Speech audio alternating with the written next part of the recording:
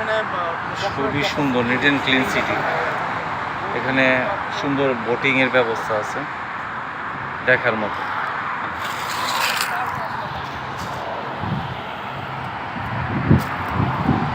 এখানে ভিউগুলো খুব অন্যরকম। সিঙ্গাপুর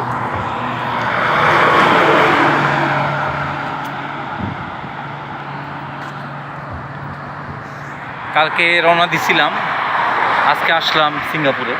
আজকে ভোর রাত্রে 3টার দিকে আসছি আমরা এখানে, দেখার মতো প্লেস। আমরা এখানে 28 তারিখ পর্যন্ত আছি, 28 তারিখ ভোর রাত্রেবেলা আমরা এখান থেকে চলে যাব।